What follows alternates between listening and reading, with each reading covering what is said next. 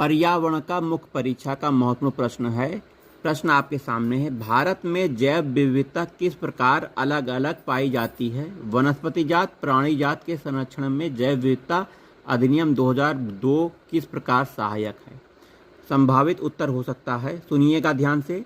जैव विविधता जीवों के बीच पाई जाने वाली विभिन्नता है जो प्राणियों में प्रजातियों के बीच और उनके जटिल पारिस्थितिक तंत्रों की विविधता को भी सम्मिलित करती है। जीवों की विविधता सुनिश्चित करने में वहाँ की जलवायु की सर्वाधिक महत्वपूर्ण भूमिका होती है। प्रायः उच्च से निम्न अक्षांश की ओर तथा पर्वतीय क्षेत्रों में ऊपर से नीचे की ओर आने पर जैव विविधता में वृद्धि पाई जाती है।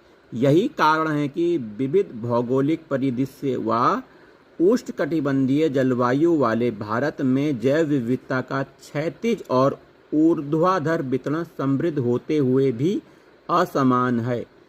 देश के कुल भूभाग के लगभग 12% पर हिमालय विस्तृत है।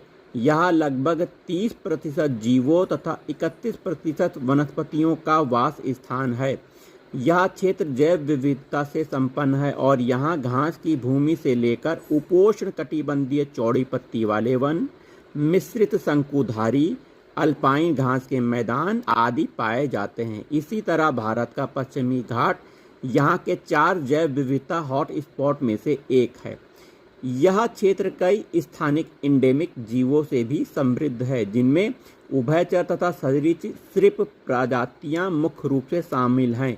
भारत की तटीय तथा द्वीपीय क्षेत्रों में जहां कोरल पॉलिप और मैंग्रोव वनस्पति पाई जाती हैं, वहीं इसके मरुस्थलीय क्षेत्रों में ग्रेट इंडियन बस्टर्ड जैसे क्रिटिकली इंजेंडर जीव भी पाए जाते हैं। सार रूप में कहे तो भारत अपनी विशिष्ट भौगोलिक दशाओं की वजह से टुंड्रा से लेकर उष्णकटिबंधीय वनस्पति जात तथा प्राणी जात विविधता के लिए